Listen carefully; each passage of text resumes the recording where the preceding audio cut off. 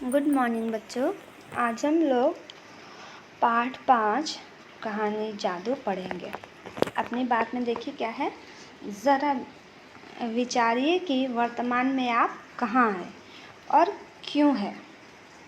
इस प्रश्न के उत्तर में छिपा है आपका लक्ष्य कि भविष्य में आपको कहाँ जाना है ना। मतलब आप सोचिए कि अभी आप क्या है, कहाँ है ना, क्यों है और आपका लक्ष्य क्या है। आप भविष्य में क्या करना चाहते हैं, कहाँ जाना है और कैसे जाना है। आपकी मंजिल पाना मुश्किल नहीं है।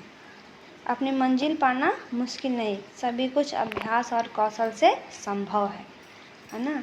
जो आपका लक्ष्य है, आपकी मंजिल है, उस पर पहुंचने के लिए क्या करना है, हमें अभ्यास और कौशल ज़रूरी है। तो हम अभ्यास और कौशल रहेगा हमारे अंदर तो हम अपनी मंजिल को प्राप्त कर सकते हैं। आइए कहानी में पढ़ते हैं क्या है। दिन चढ़ आया था, सूरज का ताप शरीर को झुलसा रहा था। ताप यानी गर्मी है ना। दिन चढ़ रहा था मतलब दिन आगे जा रहा था, बढ़ते जा रहा था और सूरज का ताप जो है शरीर को झुलसा रहा था, यानी बहुत गर्मी थी। प्यास लगते ही मैं नदी किनारे पानी लेने के उद्देश्य से जंगल में और आगे बढ़ गया। मतलब पानी की तलाश में, प्यास लगते ही क्या हुआ, पानी की तलाश में जंगल में और आगे बढ़ गया। नदी तो नहीं मिली पर दूर एक कुआं दिखाई दिया। कुएं पर बहुत से बालक एकत्रित थे मतलब इकट्ठे थे। यानी यहाँ पे एक महाभारत का एक दृश्य है। जो गुरु द्रोणाचार्य जो कौरव और पांडवों के गुरु थे, तो वह बोल रहे हैं कि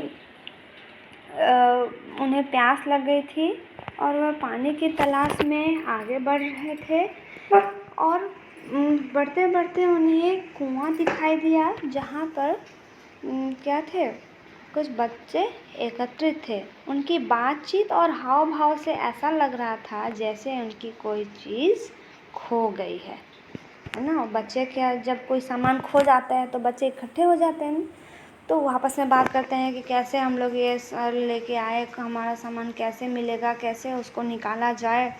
तो ये बातचीत करने लगते हैं। फिर एक दूसरे को दोष भी देने लगते हैं कि तुम्हारे चलते गिर गया, तुमने फेंका था, जाओ तुम ही ढूंढ के लेके आओ। इस तरह से बातचीत करने लगते हैं। तो बच्चे भी आपस में ऐसे ही बात कर रहे थे और उनके बातचीत से लग रहा था कि कोई सामान खो गया था। तो जैसे ही मैं कुएं के निकट पहुंचा तो एक मोटे से बालक को बोलते हुए सुना, बड़े भैया ने खोई है, वे ही ढूंढे। हमेशा ही ऐसा ही करते हैं बड़े भैया, है ना। एक मोटे से, जैसे ही वे आगे बढ़े, यानी जो द्रोणाचार्य थे, गुरु द्रोणाचार्य थे, वे जैसे ही आगे बढ़े वैसे ही उन्होंने एक मोटे से बालक को बोलते हुए सुना कि बड़े भैया ने खोई है, वे ही ढूंढे। हमेशा ऐसा करते हैं बड़े भैया। और क्या, पिछली बार भी तो गेंद दूर झाड़ियों में फेंक दी थी, फिर ढूंढनी तो हमें ही पड़ी ना।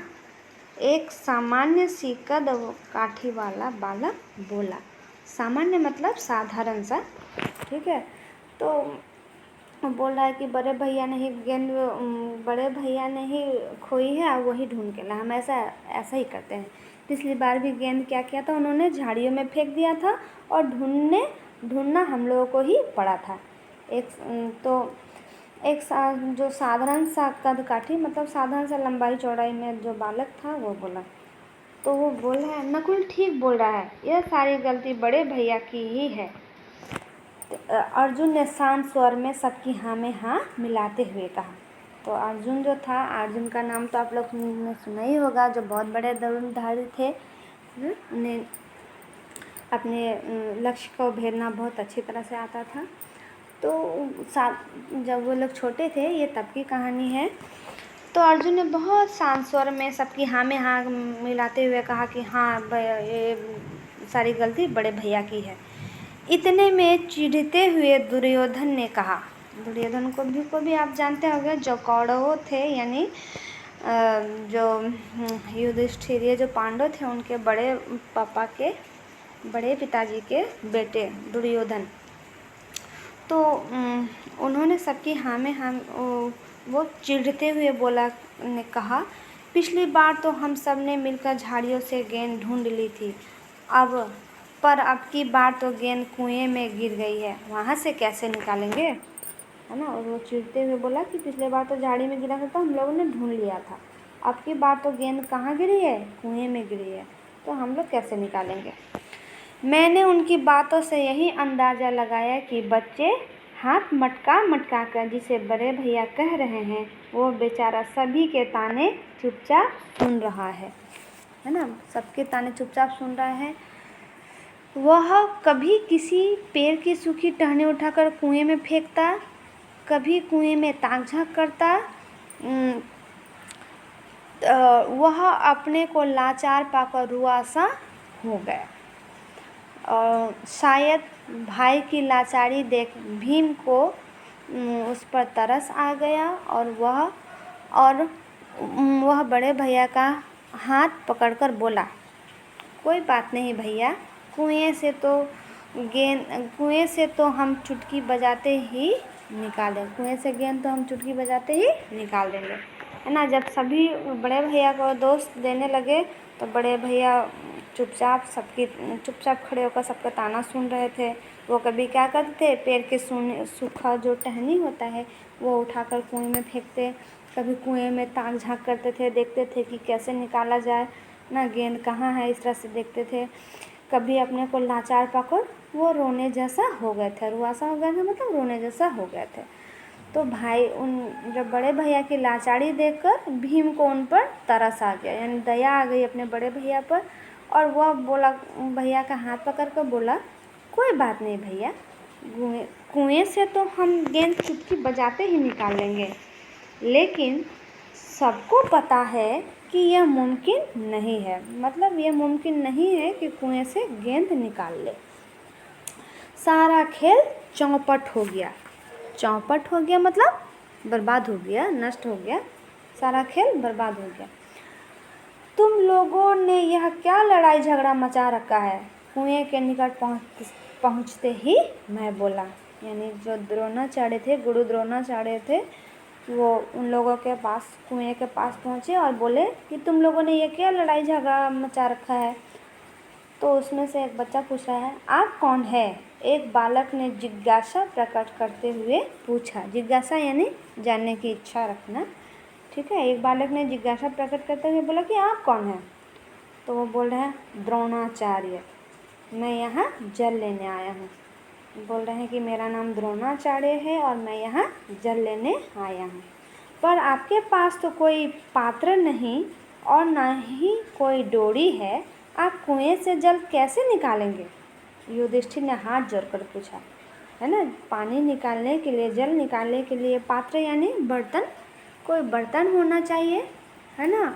और कोई रस्सी, डोरी यानी कोई रस्सी भी नहीं है कि कुएं से जल निकालेंगे।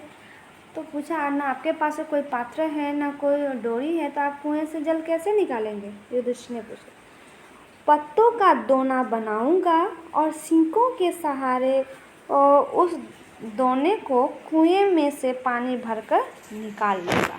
उन्होंने बोला कि मैं एक पत्तों का दोना बनाऊंगा, यानी छोटा सा बर्तन जैसा जो होता है गोल, वो बनाऊंगा, और सींकों के सहायता से, यानी लकड़ी का जो टहनी होता है, सींक जैसा नुकीला बनाकर उसके सहारे से कुएं से पानी भरकर निकाल लूँगा।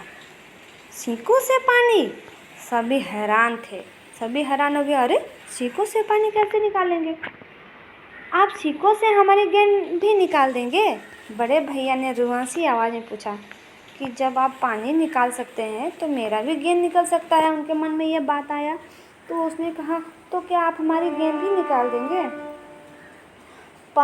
तो अच्छा, तो गेंद गिर गई है कुएं में, तभी तुम लोग शोरगुल कर रहे हो। तो द्रोणाचार्य को समझ आ गया, तो कुएं में गेंद गिर गई है, इसलिए बच्चे शोर कर रहे हैं। तो बोले पत्ते इकट्ठे करते हुए मुझे बड़े भैया के हाथ में एक चमकती हुई अंगूठी दिखाई दी, है ना। जब पत्ते इकट्ठा करते हुए जो बड़े भैया थे युधिष्ठिर, उनके हाथ में एक चमकती हुई अंगूठी दिखाई दी। मैंने हंसते हुए कहा, क्या तुम मुझे अपनी अंगूठी दे सकते हो? तो युधिष्ठिर द्रोणाचार्य जो थे, जब वे पत्ते इकट्ठे कर रहे थे तो युधिष्ठिर के हाथ में, जो बड़े भैया थे उनके हाथ में एक अंगूठी दिखाई दी। ठीक है, तो वे बोले, द्रोणाचार्य बोले कि आप क्या तुम मुझे अंगूठी दे सकते हो? तो बोल रहा है क्यों? गेंद निकालने के बदले में आपको ये अंगूठी चाहिए, है ना। बोल रहे क्यों? अगर आप गेंद निकाल कर देंगे तो उसके बदले ये अंगूठी चाहिए। तो वो बोल रहे नहीं नहीं, ऐसी कोई बात नहीं, पर यदि तुम मुझे ये अंगूठी दे दो तो मैं तुम्हें एक जादू दिखा सकता हूँ। तो जादू का नाम सुनते ही सभी बच्चे बड़े भैया से अंगूठी उतार देने की जिद करने लगे। अब जादू तो सभी बच्चों को प्रिय है, बहुत अच्छा लगता है उनको देखने में। तो जैसे ही जादू का नाम सुने सभी बच्चे बोलने लगे बड़े भैया को, बड़े भैया अंगूठी उतार दीजिए, दे दीजिए, दे दीजिए। सभी बच्चे इस तरह से बोलने लगे, जिद करने लगे। तो अंगूठी मिलते ही मैंने उसे कुएं में फेंक दिया। तो जैसे ही अंगूठी द्रोणाचार्य को मिला, उन्होंने अंगूठी क्या किया? कुएं में फेंक दिया। अरे ये क्या किया आपने? बड़े भैया के साथ साथ भीम और अर्जुन भी चिल्ला पड़े। ठीक है, अरे जैसे अंगूठी फेंक दिए तो बड़े भैया उनके साथ साथ भीम और अर्जुन भी बोल पड़े, अरे अरे ये क्या किया आपने? पर दुर्योधन मुस्कुरा रहा था। लेकिन दुर्योधन क्या कर रहा था? मुस्कुरा रहा था। उसको तो बहुत मज़ा आ रहा था कि चलो उसका अंगूठी भी गिरा दिया, अब उसे डांट पड़ेगी सबसे घर में, है ना। उसको बहुत मज़ा आ रहा था। तो यही तो जादू है, अब मैं तुम्हें गेंद के साथ साथ अंगूठी भी निकाल कर दूंगा। तब गुरु द्रोणाचार्य ने कहा कि यही तो जादू है, देखो मैंने अंगूठी फेंक दी है कुएं में, अब मैं तुम्हें गेंद के साथ साथ अंगूठी भी निकाल कर दूंगा।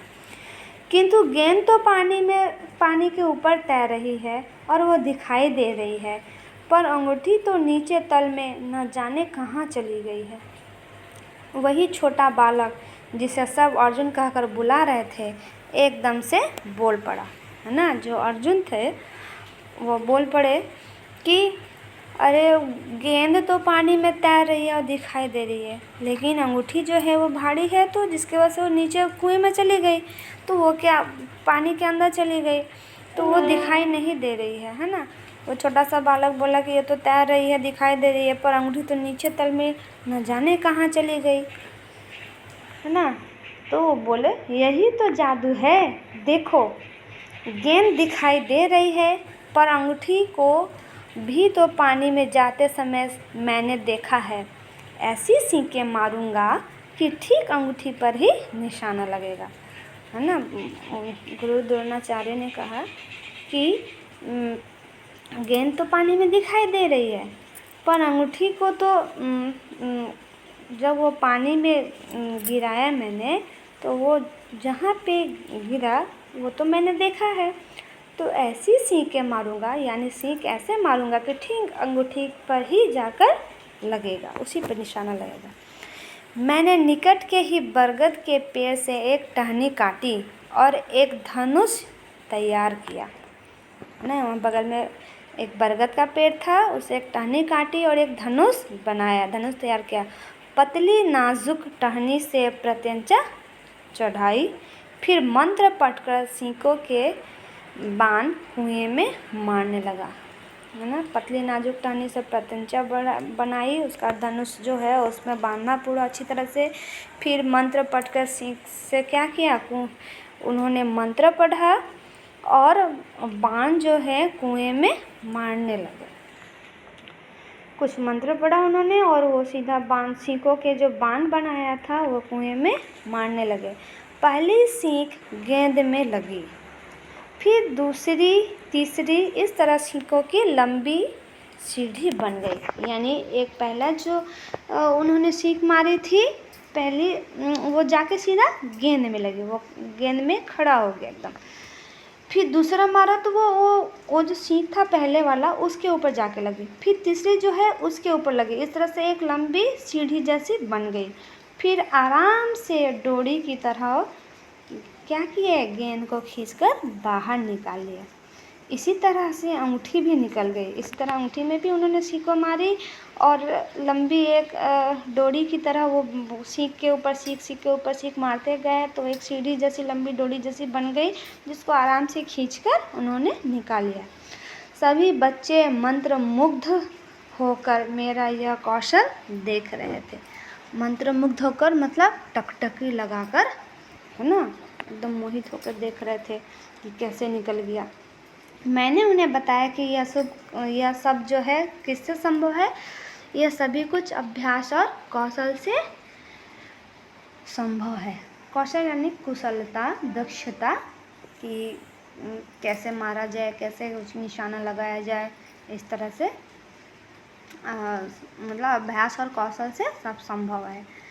हस्तिनापुर वापस लौटने पर बच्चों के मुख से सारी घटना सुनने के पश्चात भीष्म पितामह ने बच्चों की शस्त्र विद्या के लिए मुझे अपना आचार्य नियुक्त कर दिया।